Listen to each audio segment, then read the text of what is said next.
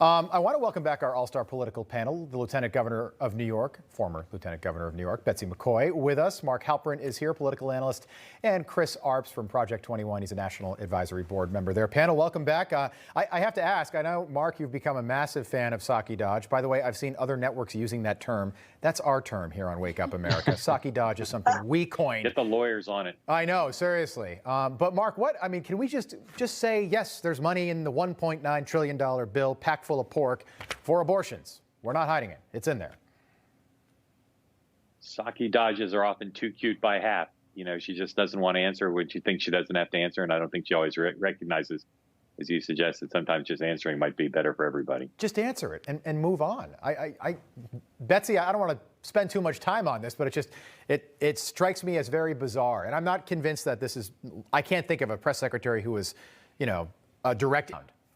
She's taking her orders from the top. It's not right. A Psaki Dodge. It's a Biden Dodge. The fact is, he doesn't want to answer these questions. Oh. Think of all the questions he didn't want to answer before the election, like, will you pack the Supreme Court?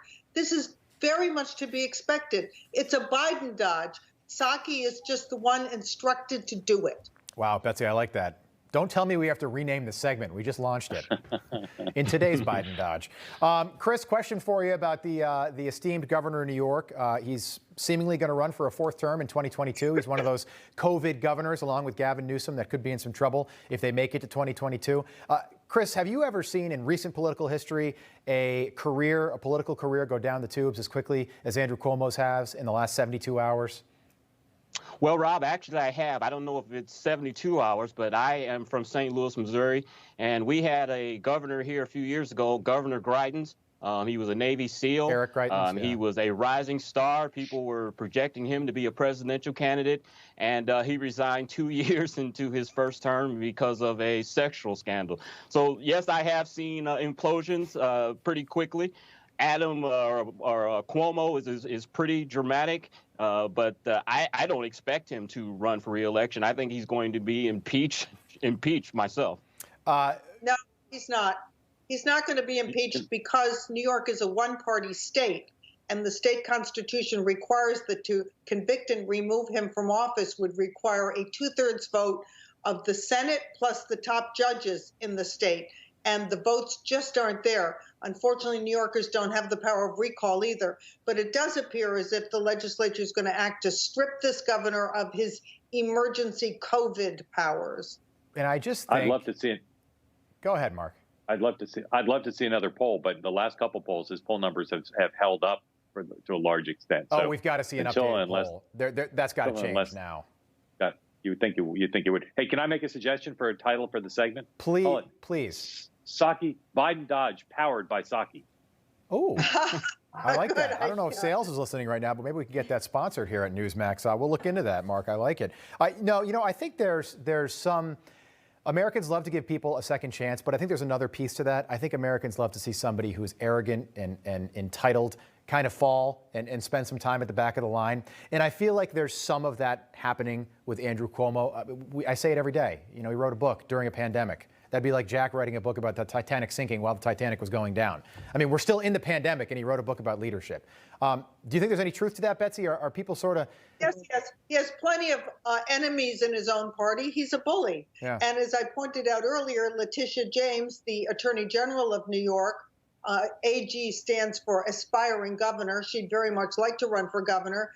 And it's probably why she issued that report. Of course, the report is true. He did hide the numbers of deaths. But the fact is, why would a Cuomo protege issue that report, which is so damaging to Cuomo, unless she wanted to take his job? Yeah, Betsy, you make a good point. Rob, he still benefits from being able to hide in Albany. He's not taking questions from the New York Post or the New York Times, who are likely to ask him the toughest questions. I think that the storyline has changed here. But until public opinion changes, until he takes tougher questions, he may still be able to hide. Yeah, I mean, you think about the 15,000 people that lost a family member, though, and how upset they must be. And, they still haven't gotten just a simple apology, something you're taught to do as a little kid. I want to move on. I want to play a soundbite from Dr. Fauci talking about when the vaccine will be available. Take a listen to this. Chris, we'll start with you, get some reaction. All right.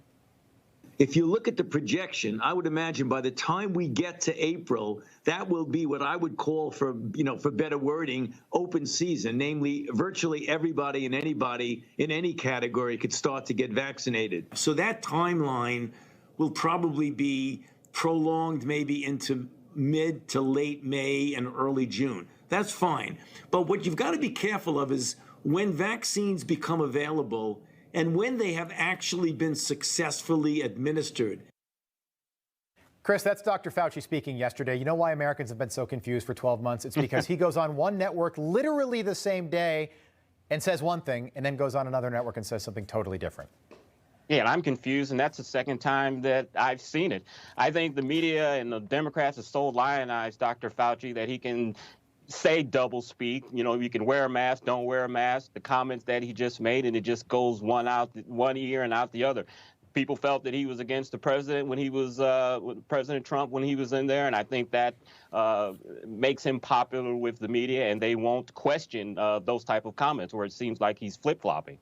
I know a lot of people in this country are going to be nestled in by the fire if they've got a fireplace, particularly down in Texas right now, and a third of the country affected by this big storm. I want to show you a tweet. This is from the verified CNN account. This is a legitimate tweet that somebody actually typed in and said, nope, this is real good news here. We're going to put this out there. President Biden has expressed a preference for a fire built in the Oval Office fireplace, and sometimes, get this, he adds a log himself to keep it going.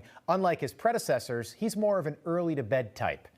This is now the news coverage 1 month into the Biden presidency, that he likes to put a log on the fire in the Oval Office. Mark, does this surprise you at all, or did we expect this?